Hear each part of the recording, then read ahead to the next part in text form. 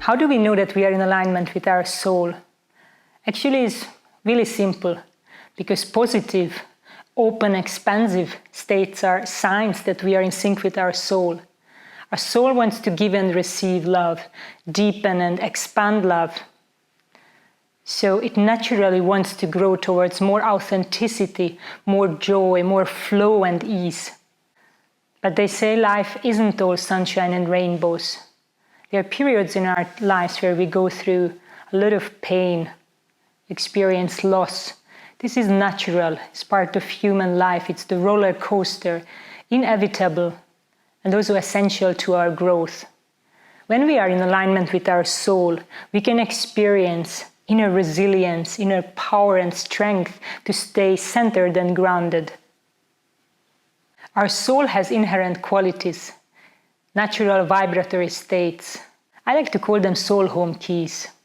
Joy, love, peace, knowingness, strength, beauty, harmony, courage, resilience. These vibes are the essence of spirit. Each one of them is an entry into the realm of being. The more we discover and cultivate these natural vibratory states, the more in alignment we get with our soul. How do we know when we are not in alignment with our soul?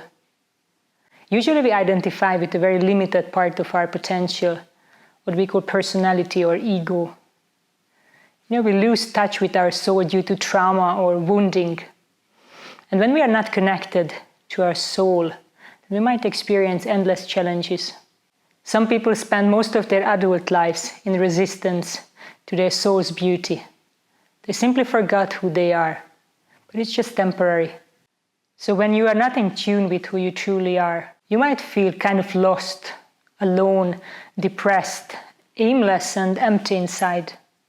Also unease, impatience and restlessness are signs of disconnection. Okay, you could say, if it's so simple, then I just need to be positive, feel good and move towards the light. Like cultivate those positive inner states. I know that path very well. It's called spiritual bypassing. And this is what spirituality looked like to me for a long time.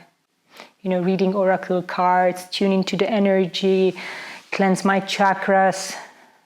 Also explore self-development tools, practicing yoga on a physical, very superficial level. I was trying to learn more about healing, about how to improve my own life and the life of others around me. It was this endless circle of self-help. And even after researching in Brazil, awakening to my soul, learning a lot about energy medicine, I was not able to sustain the relationship, the connectedness that I was longing for so much. You might ask yourself why. Because I was struggling with my own emotional pain, my baggage from the past. I felt for a long time that I'm not fitting in, that I don't belong here, that I'm not home. I felt like a little island, isolated little island, an outcast, that I don't fit into my family or into my own culture. What I feared most was the withdrawal of love, the rejection, the abandonment for being myself. So what I did, how I coped with all, is that I was trying to fit into the life of others, into my partner's life, my family members' lives, and into my society. I could even say I became like a social chameleon who could adjust to any situation. But deep down I was hiding my true self. I learned how to be there for everyone else, but not for myself. I escaped the tricky parts, the heavy emotional pain that I carried within. It's so true what Jung said. What you resist persists. So my inner turmoil culminated when I became a mom, from all the exhaustion and stress. The first years when my 2 boys were born, I overgave so much and neglected my own needs that what was left was frustration, even anger and aggression, and also the sensation of not being at home, not being in the right place. There was like a constant restlessness, anxiety within me. I was simply not feeling at home. And what did I do, despite the fact that I was equipped with a lot of spiritual tools and practices? I projected it all into my external world. So I blamed my husband for not being understood. I blamed my company that I founded a couple of years before for feeling unfulfilled professionally. And I blamed the country where I lived for 10 years, Denmark, for not feeling at home.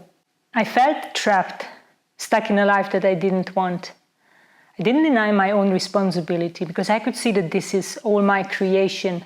I understood that on some level. And the only way I knew was to change my external circumstances, whatever is in my hand. So to change my partnership, to change my work, and to change the country, to completely reset my life. This is the only way I knew. I mean, Denmark is the 5th country that I live in. However, this is not the path I was guided to take. I stayed and I used the long Danish winters to hygge and to turn inwards, to journey into my inner world. This was the missing component of my transformational journey. I understood and practiced for a long time energy medicine, somatic work, rituals, and heart-mind-based practices, which are all very important tools on our journey to wholeness. But I was missing the deep psychological component, the inner work. I needed to sink into myself and excavate all the hidden pain, the emotional pain that I was carrying for so long, reparent my wounded parts and honor my suffering. In these past 5 years, I have had a lot of help from teachers, guides, shamans, deep coaches, therapists, to deepen my work, my inner work, to another level, and also to grow into a guide to others. Just to come back to our question, how to know whether we are aligned or not? It's always possible to know, because the quality of your present experience, inner and outer, is a direct reflection of how strong your connection with your soul is.